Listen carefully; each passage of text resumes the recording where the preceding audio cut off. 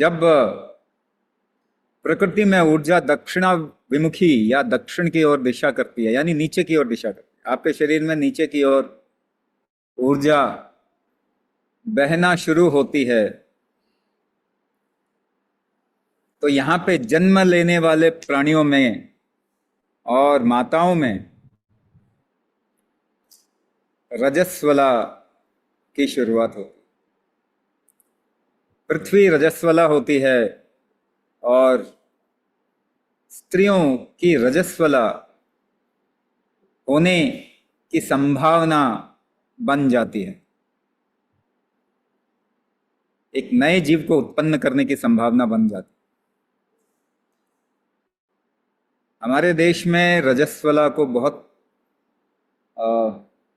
उत्सव इसका किया जाता है।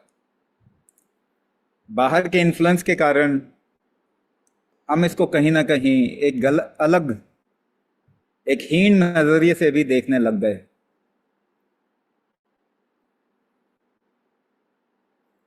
वो सही नहीं है। जो जीवन whatever is has the potential to create life, जीवन क्रिएट करने की जो मटेरियल है, उसमें कुछ गलत तो नहीं हो सकता।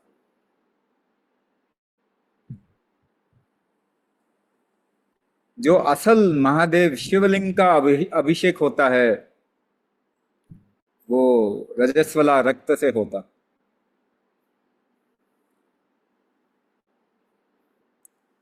असल अभिषेक उसी से होता। तो अंबुवाची, असम में कामाख्या अंबुवाची फेस्टिवल या पृथ्वी के रजस्वला होने के का फेस्टिवल मनाया जाता है।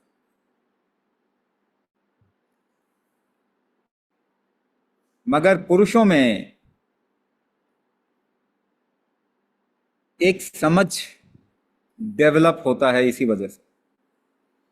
You can get into an understanding. आपको जीवन की समझ आ सकती है। ये वो मौका है जहां दक्षिण दिशा में ऊर्जा का प्रवाह होने के कारण the energy start going down. दक्षिण मतलब आपका रीढ़ की हड्डी का निचला हिस्सा, वो दक्षिण हुआ। ऊपर का हिस्सा उत्तर हुआ। तो ये समझ का पैदा होना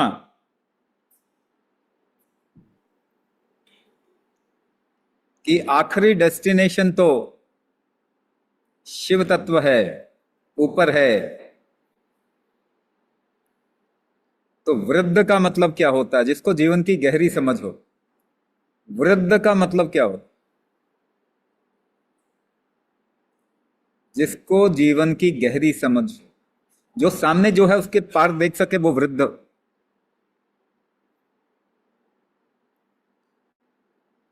तो वृद्ध पूर्णिमा एक अपॉर्चुनिटी देती है कि आप जीवन को गहराई से देख सकें और उसके लिए कुछ कर सकें। तो स्टोरी कहती है कि जब सप्त ऋषियों ने, सप्त ऋषि जानते हैं? सप्त ऋषि क्यों इंपॉर्टेंट हो जाते हैं? आपके चक्र कितने माने जाते हैं? 7 चक्र माने जाते हैं। उन चक्रों का उत्सर्जन, उसका ट्रिगर कहां से आता है?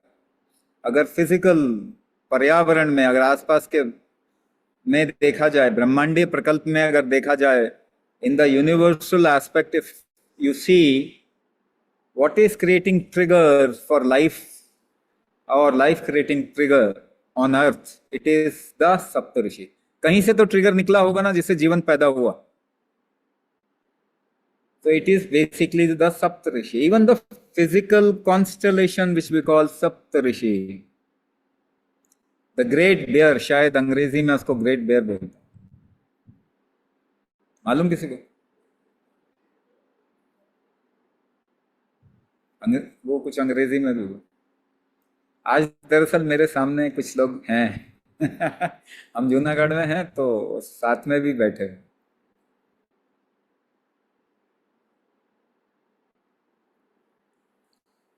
सप्तऋषि, वहां से ट्रिगर पैदा होता है। और तब पंच तत्वों का विलय होके जीवन की पैदाइश होती है पृथ्वी पे। पृथ्वी पे जीवन पैदा करने के लिए कोई अगर स्पंदन कहीं से आ रहा है तो सप्तऋषि से आ रहा है। और आपका जीवन अलग अलग तरीके से स्पंदन करता है अगर वो अलग अलग नक्षत्र के नजदीक जाता है, और वही क्वालिटी को आप अनुभव करते हो, और उसी के आधार पे आपका प्रिडिक्शन होता है कि इस वक्त में आपका जीवन कैसा है। जैसा आप अनुभव कर रहे हैं वैसा ही जीवन आया ना।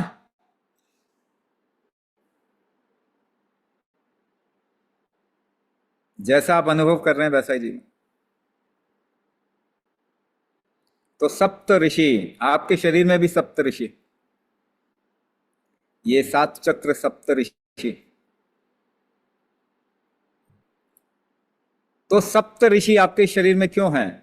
क्योंकि वो डोरवेज हैं, वो दरवाजे हैं जहां से आप जीवन की गहराइयों में झांक सकते हैं, और वहीं से जीवन की अलग अलग कला, या हम इसे दर्शन कहते हैं, वहां से पैदाइश होती है। और एक दर्शन के, वहां से आप जीवन की गहराइयों का दर्शन कर सकते हैं। और दर्शन जिन्हें हम शास्त्र के रूप में भी जानते हैं, वो भी वहीं से देखे गए हैं।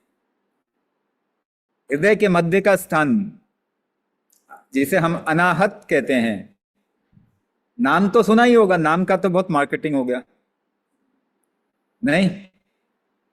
तो नाम तो आपने सुना ही होगा, अनाहत, इन बिटवीन द चेस्ट, है ना? ऐसे गेम हम लोग भी खेल लेते हैं थोड़ा, आपको बोलते हैं अनाहत पे फोकस कर, हाँ? कूर्म स्थान नॉट द सेम। अनाहत और विशुद्धि के मध्य में, जिससे आपके नाड़ी संचारण का ट्रिगर आता है, यानी सांस आती है जिससे आपकी चलती है सांस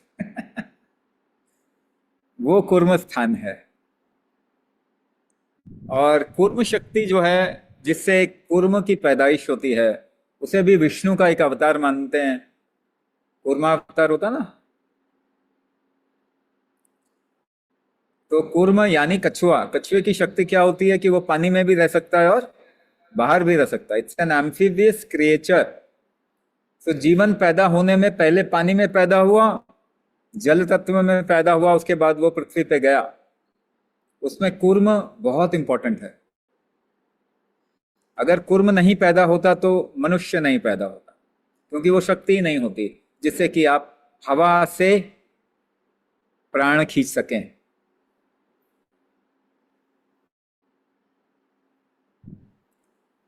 तो कूर्म बहुत जरूरी है। 7 ऋषि,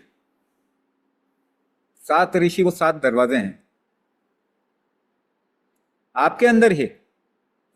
बाहर भी इनकी एक स्टोरी गुथी जाती है, बनाई जाती है और बताई जाती है, उसको भी जरा देख लेंगे। मगर आपके अंदर ये सप्तऋषि कहाँ है? अनाहत, जिससे कौन सी क्वालिटी पैदा होती है? इसे कहते हैं मीमांसा। नाम सुना आपने? मीमांसा दर्शन, नाम सुना? नहीं सुना? अब सुन लो, जिन्होंने सुना उनका अच्छा। तो अगर जीवन की गहराइयों को जानना है तो हमको बताया गया हमेशा कि कोई किताब मत पढ़ो, बल्कि जो भी किताब पढ़ा वो भी दिमाग से हटा दो अनलर्निंग बहुत जरूरी है सही जीवन को देखने के लिए। नहीं तो आप वही देखेंगे जो आपने सीखा, आप दूसरा कुछ देख ही नहीं सकते। तो आपकी विराट के दर्शन की संभावना खत्म हो जाएगी, क्योंकि आप बहुत लिमिटेड ही देख पाओगे। एजुकेशन आपको लिमिटेड देखने पे मजबूर कर देता है, और आज का एजुकेशन आपको विराट के दर्शन से, क्या कहते हैं, वंचित कर देता। तो आप भी सोचते हो कि मैं तो हर चीज को उल्टा सीधा बोलता रहता हूं, क्योंकि मैं देख पा रहा हूं कि आपका क्या नुकसान हो रहा है। ज्येष्ठ, उम्र से ज्येष्ठ नहीं होता कोई, मीमांसा दर्शन। और नीचे आ जाएं, कहां पे आएंगे? नाभि पे। नाभि से आपके शरीर में डिस्ट्रीब्यूशन होता है, कहाँ पे कितना जाना है। नाड़ियां भी रीडिस्ट्रीब्यूट होती है नाभि में, आपने पढ़ा तो होगा ही। मार्केटिंग बहुत हो गई है इसकी, 72,000 नाड़ियां, किसी को पता नहीं कहाँ पे है, मगर मार्केटिंग तो हो गई है इसकी।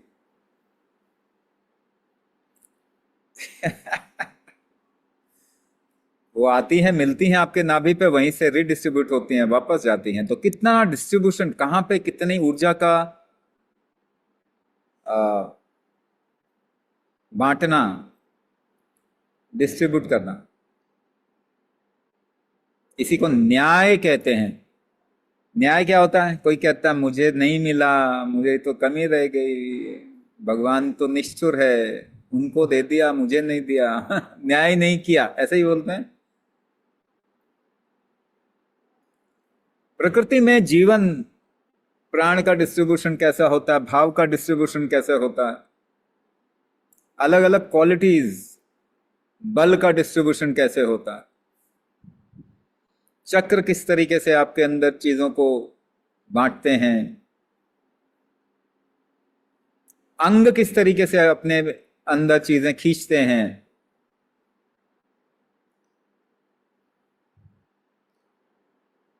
तो कल्पनाएं कितनी हो सकती हैं, डिस्ट्रीब्यूशन, किस शरीर में कितनी कल्पना होती है, कौन से शरीर में किस तरीके की बीमारी होती है, क्या है ये? न्याय, न्याय व्यवस्था है।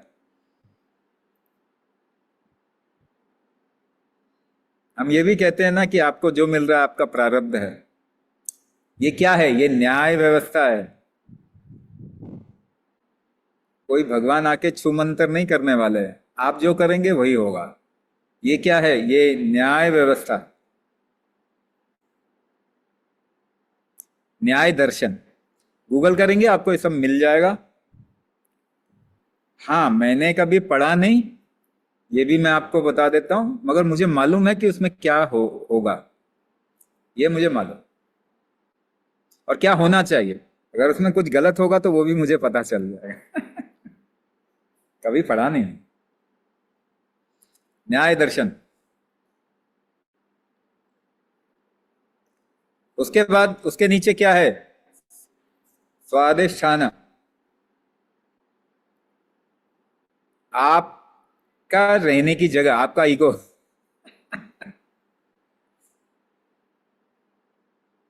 वहीं से एक बेबी पैदा होता है, ट्रिगर वहीं से मिलता है कि नहीं? तो आप किसे पैदा करते हैं? एक और ईगो को पैदा करते हैं।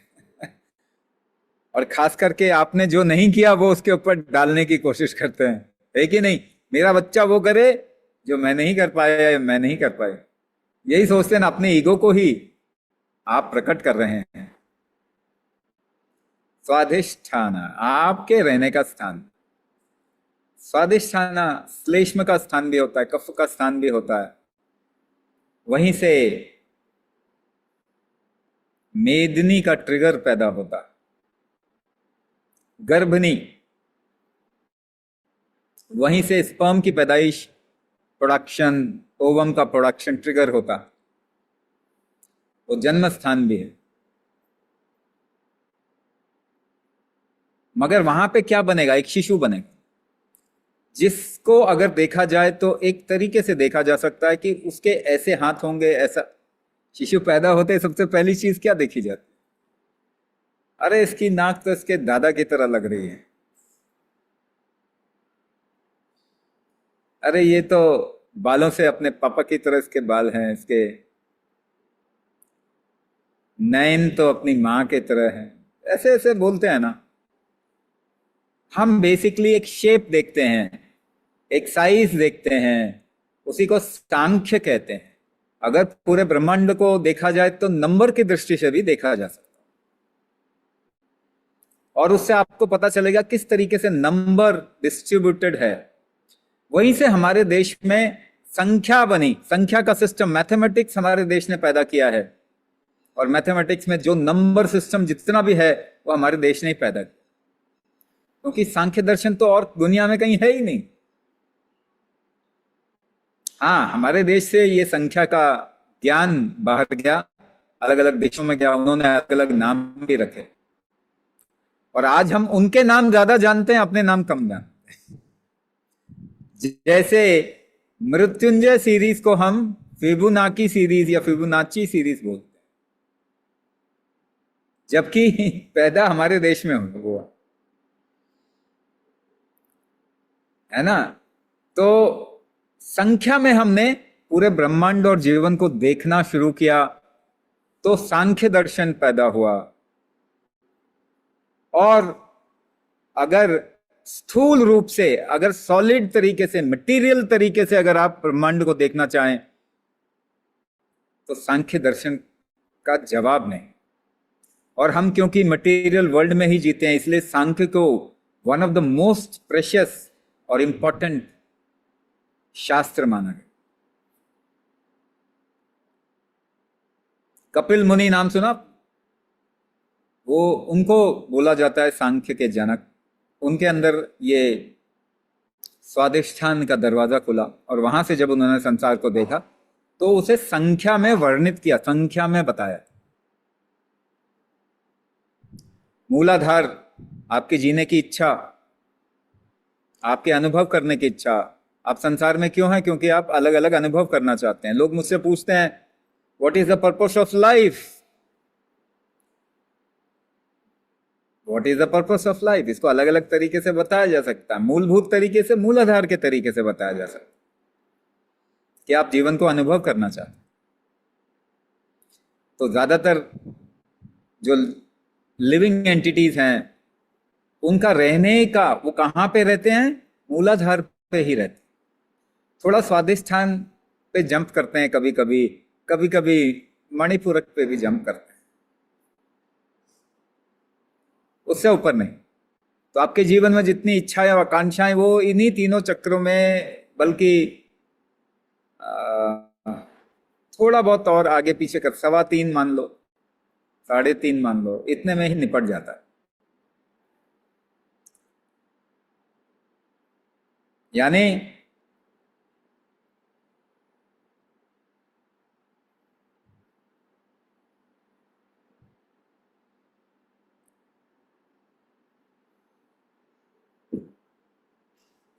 फिजिकल प्लेजर, मटेरियल प्लेजर, यहां तक ही हमारा जीवन सीमित होगा। और ये क्योंकि फिजिकल क्रिएशन बड़ा अनंत लगता है। फिजिकल क्रिएशन इतना बड़ा है कि हमको लगता है हम फिजिकल एक्सपीरियंस कभी खत्म ही नहीं कर पाएंगे, और यहां पे हम फंसे रहते हैं। और अनंत जीवन काल, यानी you come to life and then go and then again come and take the same kind of an experience or the same category of experience। आप अलग अलग एक्सपीरियंस जो ले रहे हैं अनुभव के तल पे, तो वो 2 ही कैटेगरी में आता है, अच्छा अनुभव, खराब अनुभव। सिचुएशन अलग अलग हो सकती है, मगर उसको आप बांटेंगे कैसे? अच्छा अनुभव, खराब अनुभव, that's it. You are jumping between these two dualities. Situation बदलती है, मगर अनुभव आपको इतना ही होता है बस, अच्छा अनुभव, खराब अनुभव, थोड़ा अच्छा अनुभव, थोड़ा खराब अनुभव। You are jumping between these two. और फिर आपकी इच्छा होती है, वो इच्छा पूरी हो जाती है, तो अब खत्म, मुक्ति है कि नहीं। एक इंसान पसंद आता है, उसके साथ रहने का मन करता है, साथ रहे तो बस मुक्ति, खत्म, अब रहने का मन नहीं करता। तो ऐसे ही होता है, आप जिसको अनुभव कर लेते हैं, लेकिन क्या है, फिर आपका अनुभव स्थिर नहीं रहता। अच्छा अनुभव आप ज्यादा समय तक रोक नहीं सकते, खराब अनुभव आप ज्यादा समय तक रोक नहीं सकते, वो खत्म हो जाता है। अगर एक अच्छे अनुभव को 4.5 घंटे आप रोक पाए तो आपको समाधि लग जाएगी। अच्छा, मैं कुछ कुंजियां दे रहा हूं आपको, उसको लिटरली मत लेना, ठीक है? ऑब्सेशन मत कर लेना, उसके चक्कर में बर्बाद कर दोगे अपनी लाइफ। मैं आपको कुछ चाबियां दे रहा हूं, आपको मतलब इस जीवन को देखते हुए, मगर उसको ऑब्सेशन मत बना दे। तो अच्छा अनुभव या खराब अनुभव आप अगर केवल 4.5 घंटे तक रोक सके तो आपको समाधि लग जाएगी। You will come out of this duality.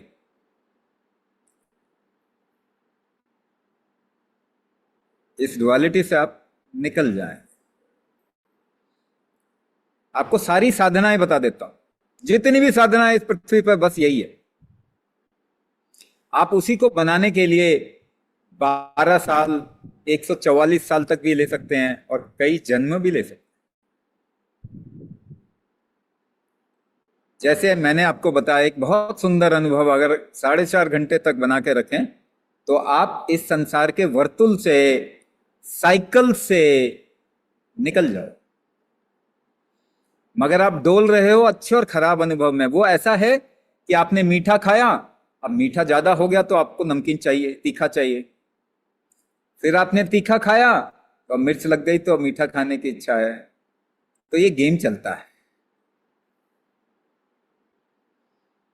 तो ये गेम चलता है। इसीलिए हम बहुत सारी चीजें एक साथ रखते हैं कि ये ज्यादा हुआ तो वो खा लेंगे, बैलेंस कर लेंगे। मगर हमें तो जीना है, मुक्ति थोड़ी चाहिए किसी को। निकलना नहीं है, इसी में फंसे फंसे भी मजा आ रहा है ना। ऊपर नीचे हिलकोरे खा रहे हैं, मजा आ रहा है।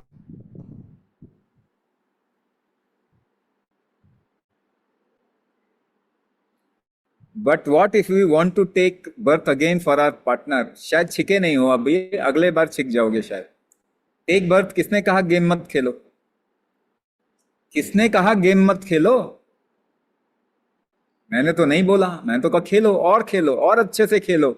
आप एक लाइफ में छिक ही नहीं पाए, इतना इंटेंस आपका प्यार ही नहीं था। बहुत ज्यादा इंटेंस होता तो कुछ घंटों में भी हो जाता है।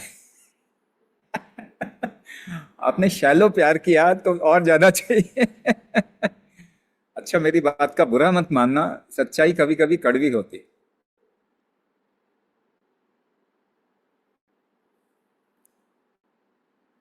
तो मैं आपको हमेशा कहता हूं, जीवन का अनुभव लेने के लिए अपने को तैयार करो। इतनी शक्ति आपके अंदर होनी चाहिए कि इतनी अनुभव की पराकाष्ठा हो कि वो छूट जाए। छूटना तो है ही। आखिरकार तो आप वहीं जाएंगे जहां से आए थे। कोई और चारा है? इस बीच में आप गेम खेल लो, मैंने मना नहीं किया। पर मैं कह रहा हूं अच्छा गेम खेलो ना, इंटेंस गेम खेलो। निपटा लेते इसी लाइफ में।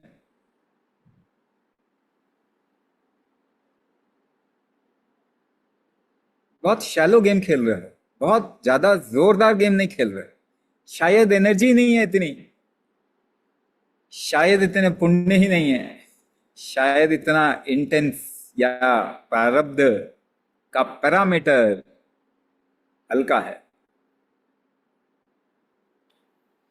आखिरकार तो आप वहीं से आओगे ना जहां पे, वहीं जाओगे जहां से आप आए थे। और वहां तो आपका पार्टनर नहीं था, क्योंकि वो तो सिंगुलैरिटी है। सिंगुलैरिटी में दूसरा तो नहीं हो सकता ना। इसी को और तरीके से हम समझाते हैं कि अनंत, अनंत मतलब जिसको लिमिट नहीं किया जा सकता। इनफाइनाइट, इनफाइनाइट में डुअलिटी नहीं होता। Infinite plus infinite, infinite minus infinite, infinite multiply infinite, infinite divide infinite. दो होता ही नहीं उसके अंदर। और अगर दो होता ही नहीं उसके अंदर तो वही शिव तत्व है। तो आप शिव को कितना भी लिमिटेड करें वो गलत ही होगा।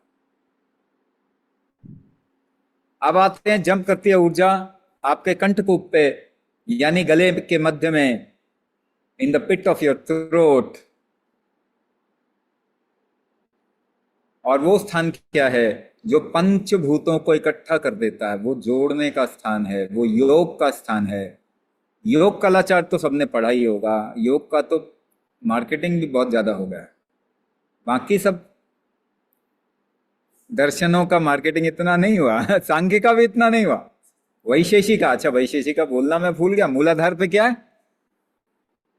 वैशेषिका दर्शन, विश्व दर्शन। क्या आपको मालूम है यही दर्शन कृष्ण ने दिया था अर्जुन को?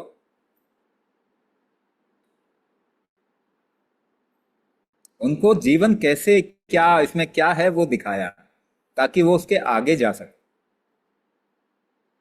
विश्व स्वरूप दर्शन दिया था ना। तो ये मूलाधार का ही गुण है जो आपको ये संसार को दिखाता, मगर उसके आगे फिर योग है। अगर आपने संसार को जी लिया ठीक से,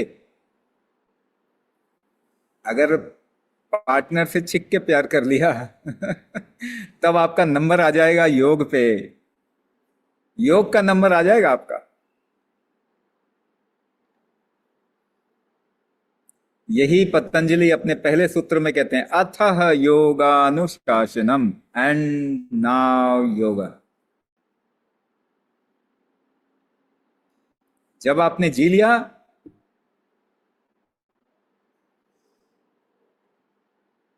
तो फिर योग का दरवाजा आपके लिए खुल सकता है।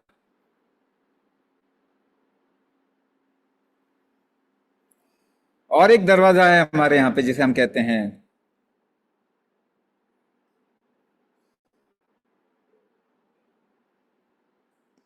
और एक दरवाजा है जिसे हम कहते हैं वेदांत।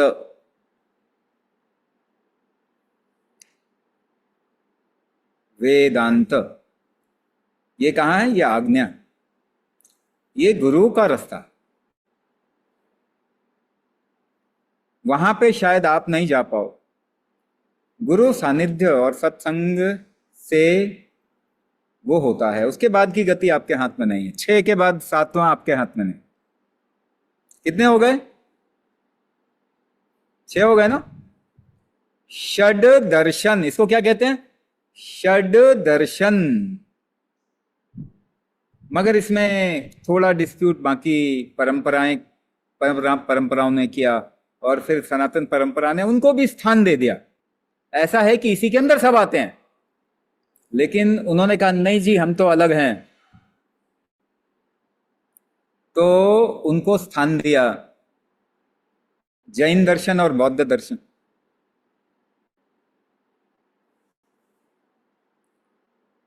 मगर वो इन्हीं में से ही है, इन्हीं का परमुटेशन कॉम्बिनेशन। तो ये 7 स्थान, 7 चक्र, सप्त ऋषि आपके अंदर ही तो हैं। ये ऋषि एक दरवाजा खोलते हैं, और अगर हमें अपने स्थान से देखें, अपने जहां पे हम हैं, यानी कि मनुष्य के जीवन से अगर कुछ देखने की कोशिश करें, तो हमें मिलेगा आसपास में 108 नंबर के टर्म्स में सब चीज बनी हुई, 108 के टर्म्स में बनी हुई। तो 108 जीवन के आयाम यूजुअली हम बांटते हैं। अगर जीवन को पूर्णता से समझना है तो 108 के आयाम में बटेगा। आप इसे 108 तरीके से देख सकते हो, या गुण 108, जीवन के मूलभूत गुण 108 होंगे, या आपका ब्रह्मांड, सूरज, चंद्रमा और पृथ्वी 108 के नंबर पे बसी हुई है। यानी सूर्य का डायमीटर 108 से गुणा करें तो वो पृथ्वी और सूर्य के बीच का डिस्टेंस है। चंद्रमा का डायमीटर 108 से गुणा करते हैं, चंद्रमा और पृथ्वी के बीच का डिस्टेंस है 108। 4 ऐसे और दरवाजे हैं जो मनुष्य के लिए नहीं हैं, वो मनुष्य से आगे के जीवन के लिए हैं। जब 108 पूरा होगा तो 4 और दरवाजे खुलेंगे, तो टोटल कितने हो गए? 112। 112 को अगर 7 में विभाजित करें, 7 से डिवाइड करें तो कितने बनते हैं?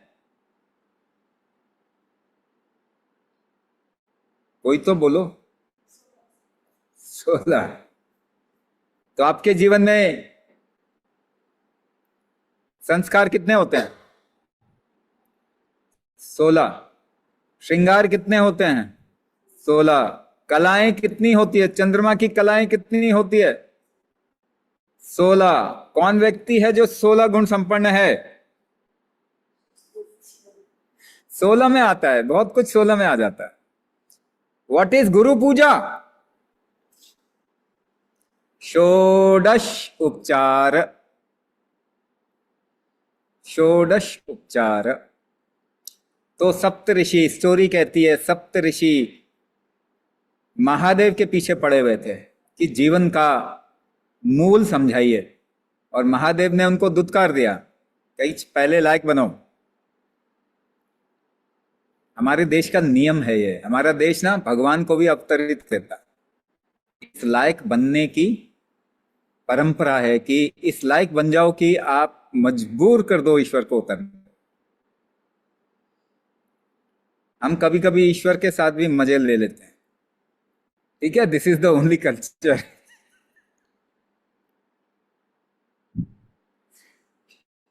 तो 7 ऋषियों ने कहा कि जीवन देख लिया, बहुत हुआ, इसके पीछे का मूल देखना है। महादेव ने कहा भगो यहां से, तैयार करो अपने को, तब देखेंगे। और वो 72 सालों तक, और कभी कभी स्टोरी में हम एग्जैजरेट भी करते हैं, ज्यादा लेवरेज ले लेते हैं ना, जीरो डाल देते हैं। इंडियंस बहुत जल्दी जीरो डाल लेते हैं पीछे पीछे पीछे। तो 72 को 72,000 भी, 33 को 33 करोड़ भी बना देते हैं हम। तो जीरो हमने ही तो डिस्कवर किया है, तो थोड़ा हमारे पास में इसकी फ्रीडम भी है कि नहीं है? 33 को 33 करोड़ भी कर सकते हैं। तो 72 साल हो चाहे 72,000 साल हो, मगर सप्त ऋषि, उनकी जो ऑब्वियस है, जो सामने है, उसके पीछे जानने की इच्छा इतनी तीव्र थी कि वो मृत्यु को तैयार थे। तो जीवन का मूल किसके जीवन में प्राकट्य उसका होता है? जीवन के मूल का दर्शन किसको होता है? जो मरने को तैयार। आध्यात्म इतनी सस्ती चीज नहीं है। आध्यात्म इतनी सस्ती चीज नहीं है कि कमर दर्द से भागो तो आध्यात्मिक बन जाओ, हाँ, मंत्र जाप करने लग जाओ 108 बार, मेरा कमर दर्द बंद हो जाए, मेरा ये खत्म हो जाए, वो खत्म हो जाए। इतना सस्ता नहीं है आध्यात्म।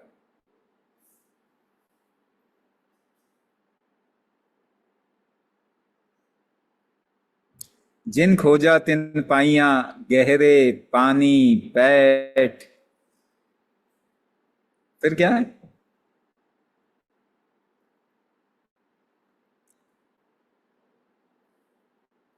जो मैं बौरा डूबन डरा रहा किनारे बैठ, या जो के साथ में लगा दो। तो डूबने से डरोगे तो आध्यात्म नहीं होता। अपने आइडियाज में रहोगे तो आइडियाज में घूमते रहोगे, जिम्नास्टिक ही चलेगा, गेम चलेगा।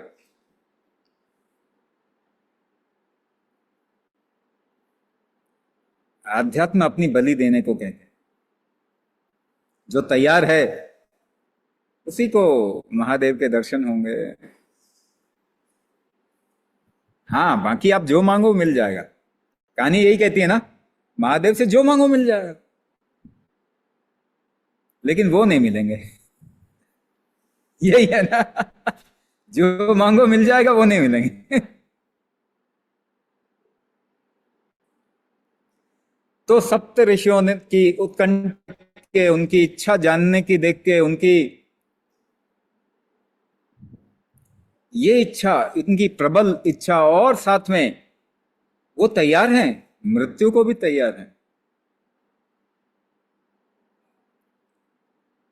तब एक बार महादेव ने ध्यान से देखा, उस समय दक्षिणायन शुरू हुआ। क्या शुरू हुआ? दक्षिणायन। कौन सा टाइम? 21 जून। क्या टाइम है वो? International yoga day. ऐसे ही मनाते हो ना। इसका मतलब दक्षिणायन शुरू हुआ, ऊर्जा नीचे की ओर आना शुरू हुई।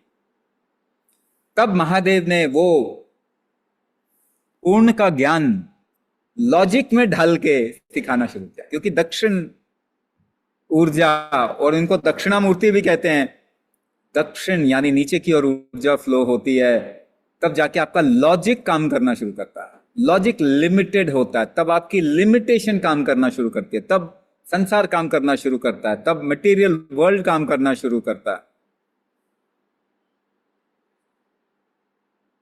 और उसके बाद आप जीवन के अनुभव से गुजरते हैं, तो सबसे पहली ऊर्जा कहां पे आती है? आपकी अनाहत पे। फिर आप नीचे जाते हो, फिर नीचे जाते हो, फिर नीचे जाते हो, संसार को भोग लिया तो फिर ऊपर जंप मारते हो।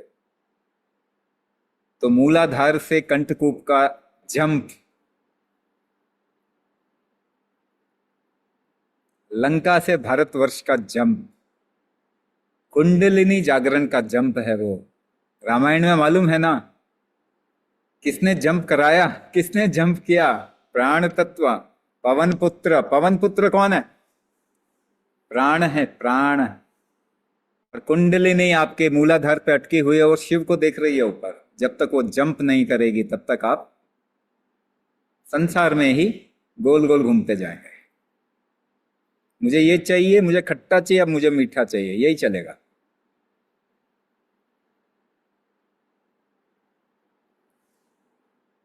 It's okay to play your game, but if you are too much tired of it, it is okay to play your game. But one day will come when all your ideas will break. You'll get too much tired with the play. And that time, आपकी एक होने की इच्छा प्रगाढ़ होगी. Your want to become one, not two, not divided. Your want to become पूर्ण, पूरा होने की इच्छा होगी उस समय, पूर्ण होने की इच्छा होगी. And that time you will need somebody. उस समय आपको कोई चाहिए होगा जो एक माध्यम बन जाए